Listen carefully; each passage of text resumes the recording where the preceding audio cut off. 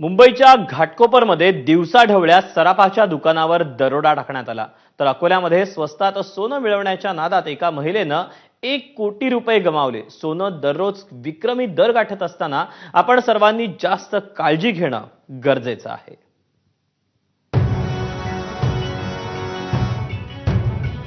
मुंबईतल्या घाटकोपरच्या अमृतनगरची बुधवारची सकाळ गोळीबाराच्या आवाजानं सुरू झाली। दरोडेखोरांनी दर्शन ज्वेलर्सला लक्ष्य केलं होतं। सकाळी 10:30च्या सुमारास दरोडेखोरांची टोळी धडकली। बंदूकधारी दरोडेखोर दुकानाबाहेर थांबला, तर चाकू घेऊन काही दरोडेखोर दुकानात शिरले।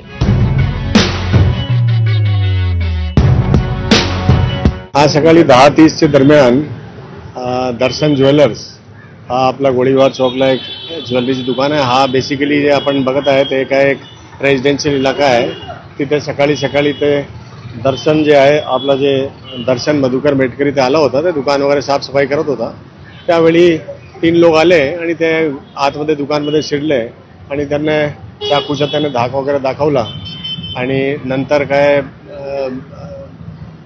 रॉबरी केली। त्याच्यामध्ये प्रथम दृष्टी असा त्यांचं असं म्हणणं आहे की 2 ते 3 तोळा ऐवज ते घेऊन गेलेले आहे। दरोड्याची माहिती मिळताच पोलिसांनी दर्शन ज्वेलर्सकडे धाव घेतली। थोड्याच वेळात फॉरेन्सिकचं पथकही दाखल झालं। दर्शन मेटकरी जे या शॉपचे ओनर आहेत त्यांच्यावर हल्ला केला, चाकूने त्यांच्यावर हल्ला केल्यानंतर त्यांना या ठिकाणावर त्यांनी काही वस्तू घेऊन पळ काढलेला आहे। यातील एका जो दरोडेखोर आहे त्याच्या हातामध्ये बंदूक होती आणि त्याने लोकांमध्ये भीती निर्माण करण्यासाठी हवेत गोळीबार केल्याची देखील माहिती मिळते आहे। आता या संपूर्ण प्रकरणी वरिष्ठ पोलीस अधिकारी असतील, क्राईम ब्रांच असतील, हे याचा संपूर्ण तपास करत आहेत। वेगवेगळी पथकं जी आहेत ती रवाना करण्यात आलेली आहे। आजूबाजूचे सगळे CCTV फुटेज जे आहेत ते पाहिले जात आहेत। हर चौकात जिथे मोठी वर्दळ असते अशा ठिकाणी हा दरोडा पडल्यामुळे खळबळ उडालेली आहे। सोन्या चांदीचे दर दररोज स्वतःचाच विक्रम मोडतायत। अशातच दरोडेखोरांनी पुन्हा एकदा कमी सुरक्षा असलेल्या ज्वेलर्सना लक्ष्य करायला सुरुवात केली आहे। त्यामुळे जास्त खबरदारी घेणं गरजेचं आहे। एकीकडे मुंबईत दरोड्याची घटना घडली, तर दुसरीकडे अकोल्यात स्वस्तानं सोनं देतो असं सांगून एका महिलेची तब्बल 1 कोटी 11 लाखांची फसवणूक करण्यात आली आहे। पोलिसांनी गंडा घालणाऱ्या चौकडीला बेड्या ठोकल्यात।